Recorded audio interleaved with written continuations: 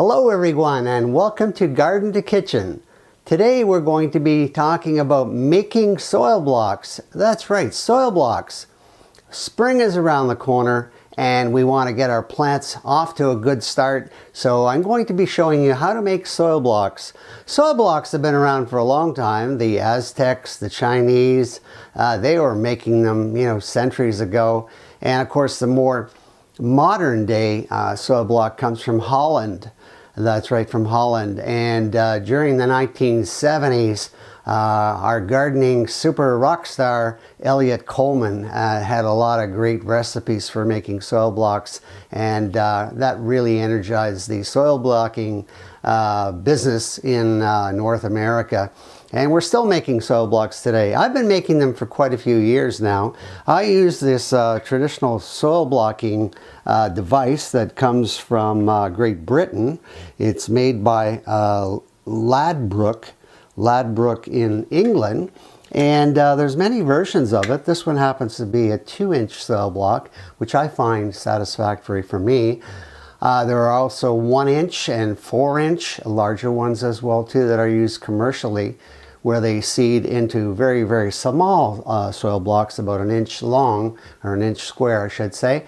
And then they transplant them into larger soil blocks and move them up and plant them in the field that way without any shock. And that's essentially the idea behind this, is you don't have to use plastic. All of those little plastic devices that are used to, generate the plants or germinate the seeds no longer end up in landfills. So that's a great idea. And it allows us to customize the soil for the blocks, and that's kind of fun as well too. So I'm going to show you how to do this and how to mix the soil. I just wanted to demonstrate the blocker itself. As I push the soil blocker here, you can see the divots.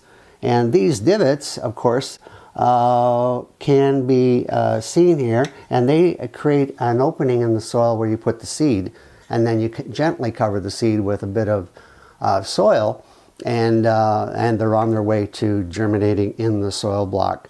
So that's what I'm going to be doing. So I have this bucket in front of me here. It's a plastic bucket that's about, here it is here, about 23 inches, 24 inches by 18. I got this at Lowe's, actually. It's designed to mix cement, but it has sloping sides, and it's about $12. It's a really good buy, and it works really well for this particular purpose. I usually put on a pair of gloves because sometimes it gets pretty muddy in here when we're mixing the soil. This year I'm using a mixture of ProMix. You can see here it is an organic ProMix that has peat moss in it, and it has perlite as well too, and some proprietary fertilizer as well. And of course I'm going to be putting some of my own fertilizer that I generated from my rolling compost bin last year, and I have some up front here which I'm going to show you how I'm going to mix.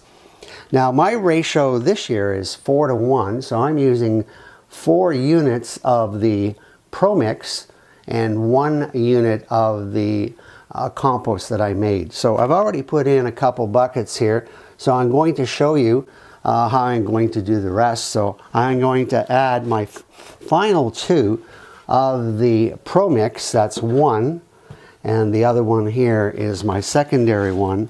So I've got all my ProMix in here, and then finally this is the super stuff. This is the kitchen and yard waste that has been turned into this beautiful compost, and I'm going to add that as well. Okay, so we have all of our soil mixed in here, and we're going to get our soil blocker ready. Take off a little bit of ground, and we're going to mix it so it's all blended together. And I'm using this this device that I usually use for drywall. It's plastic, and it's really kind of handy because it allows me to scrape the bottom and tilt everything up so everything mixes nicely. Now the ground is not that moist. There was a little bit of water in here, but I'm going to add more. So I have my 2 liter of water here, which I'm going to add to make the soil blocks. And I guess you might say it's like playing in mud. Maybe that's why it's so interesting to do. And you can see that the soil is starting to clump together, and the more it clumps together, that's a good sign, because the soil blocker really only works when the soil is exceptionally moist, so that when we push the soil blocker into the ground, it will create this rock solid, or this soil block. So I'm just going to mix it up a bit more here and just chop up some of the larger pieces. You can let this sit overnight if you wish, or you can just go ahead and do it. Well, that's what I do. Once I start, I keep going until it's done. Okay, so it looks fairly moist. You can see there was a drip of water coming out of it. Yeah, there it is there. So that's a good sign that it's wet enough. Okay, so here we're going to try this and see how this works. Now, I'm going to move my plants over here so you can see what's going on. Here's the soil blocker.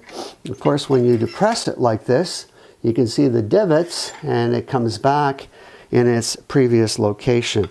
And all you have to do is push it into the soil and give it a couple twists and turn. Okay, so here it is. You can see that the soil has come up to the bottom. And what we're going to do is, for the demonstration, is we're going to depress this device like this. And voila, as they say. There we have our soil blocks. And the block is completely contained. And of course, to be able to see that, I'm going to have to put it on my red glove here so you can see the actual soil block. And it has a small hole here where we put the seed in.